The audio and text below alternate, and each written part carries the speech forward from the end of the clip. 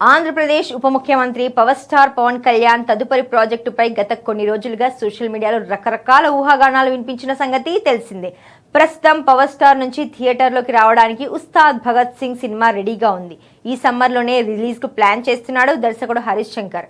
అయితే ఈ సినిమా తర్వాత ఓజీ ప్రీక్వెల్ లేదా సీక్వెల్ చేస్తారని అంతా అనుకున్నారు. అలాగే తమిళ సెన్సేషనల్ డైరెక్టర్ లోకేష్ కనగరాజుతో కూడా పవన్ సినిమా ఉంటుందని ప్రచారం జరిగింది. కానీ అభిమానుల అంచనాలకు భిన్నంగా పవన్ కళ్యాణ్ తన తదుపరి సినిమాను స్టైలిష్ డైరెక్టర్ సురేందర్ రెడ్డి దర్శకత్వంలో చేస్తున్నట్లు కన్ఫర్మ్ చేశారు.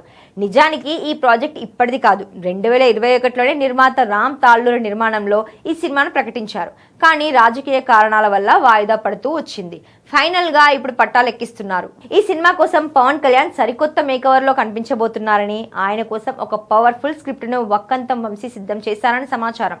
లేటెస్ట్ గా ఈ సినిమా హీరోయిన్ కి సంబంధించిన న్యూస్ ఒకటి వైరల్ గా మారింది. ఇందులో పవన్ సరసన నేషనల్ క్రష్ రష్మిక మందన పేరుని పరిశీలిస్తున్నట్టుగా సమాచారం. పుష్ప సినిమాతో పాన్ ఇండియా హీరోయిన్ గా మారిపోయిన రష్మిక ప్రస్తుతం పలు భారీ ప్రాజెక్ట్స్ తో పాటు లేడీ ఓరియంటెడ్ సినిమాలు కూడా చేస్తోంది. దీంతో పవన్ సినిమాకు అమ్మడు పర్ఫెక్ట్ అనే ఆలోచనలో ఉందట చిత్ర యూనిట్. అయితే ఈ విషయంలో ఎంతవరకు నిజముందనేది తెలియాల్సి ఉంది.